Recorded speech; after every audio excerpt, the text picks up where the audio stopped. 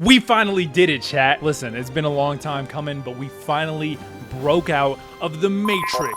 The grip that is the Apple ecosystem is really hard to get out of once you're in there. It slowly chips away at you, and it's something that most people just can't get out of. But me? We did it, boys. Just a little bit. I literally still have an iPad, a MacBook, and an iPhone. I mean, listen, we're doing little strides at a time. But the watch, we finally did it. The Suunto Race 2 is a device that very much piqued my interest. Apple's smartwatch, even the very top of the line Ultra, when it comes to these smartwatches that we have available, like Garmin, like Suunto, like Coros, are just dog water. Absolute dookie butter. The couple of things that I found very important to keep in mind when looking for a new watch are three things. Build. I really liked the fact that the Apple Watch Ultra was made of titanium. It's what I was coming from, and I really didn't want to stress about scratches and scrapes. I know titanium is not this indestructible material, but I did want it to be strong and also lightweight because I don't want to go from a heavy watch to a heavy watch. I kind of did want something very much lighter. Second thing is going to be screen material as well.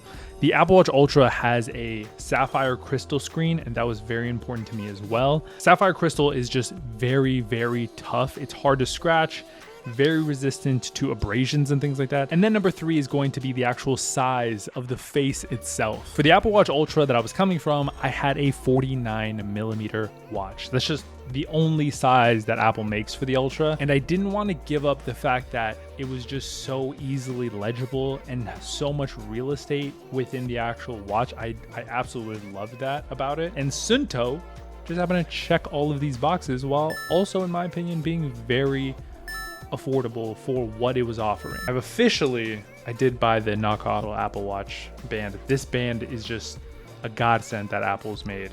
It's done a lot of innovation in its time, but this watch band is just ridiculous. I've since moved completely over to Suunto. Suunto Race 2 is the one that I'm rocking with here. They do have different versions within their lineup, just depending on what you need. In particular, they also have dive gear and stuff like that. Without really like tinkering too much for the battery, I've been able to genuinely get basically 10% a day from this watch. So for 100%, if I were to drain it to zero, theoretically, it'd be 10 days. A lot of variables can change how much battery you get out of this thing. On their website, they even claim that this will last you a full 30 days, but that is on some pretty limited things. You have to have like GPS off, heart rate monitoring off. You can't really do much training on it.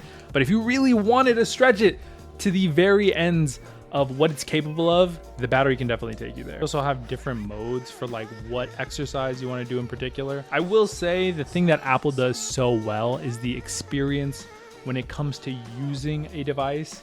That's something that honestly, maybe Samsung could be the only one in the conversation that has started to dabble in that. But a lot of these other companies just are a little bit clunkier. Like the vibration motor within this is a lot more aggressive, but it's also like not something that you super care about, and you'll probably forget about it. At least I do within 2 days of having it. But definitely side by side, you could tell how much attention was paid to the Apple Watch's like haptic motor and how it was going to feel on somebody's wrist versus Suunto. More specifically, the haptics on it was a little bit more of a sideline story. That being said, overall, I'm in love with this watch. And I also, again, got this band because it's just the most comfortable thing that has ever come out of Apple. Don't cheap out on your accessories because your device itself is an investment. And it is something that ideally you're going to be using every single day. And hopefully if you're on the fence, this nudges you maybe just a little bit more towards maybe a Suunto or a Garmin or a Coros, because these are tremendous watches. And truly a watch, especially a smartwatch, is something that you shouldn't have to think about all the time, especially when it comes to battery or anything like that. And the features overall that I have here are the same as what I had on the Apple Watch. I still get texts. I never answered them on my Apple Watch, so I never answer them here. Same as always. I still get all notifications for emails and whatever other notifications my phone might give you. Track all activities here, step counter, heart rate sensor. It all does it 24/7, sleep monitoring, anything that you can ask for, it does. Anyway, thanks so much for watching. Hopefully you all are well. Hopefully you guys are safe. And let me know if you guys are runners. Let me know if you guys have the Suunto, how you're enjoying it, or whatever watch you have. All questions, concerns about Suunto down below. Let me know. I'll be down there answering some. Or maybe if I have enough, I'll make a whole video. Thanks so much for watching. I'll see you guys in the next one. Peace.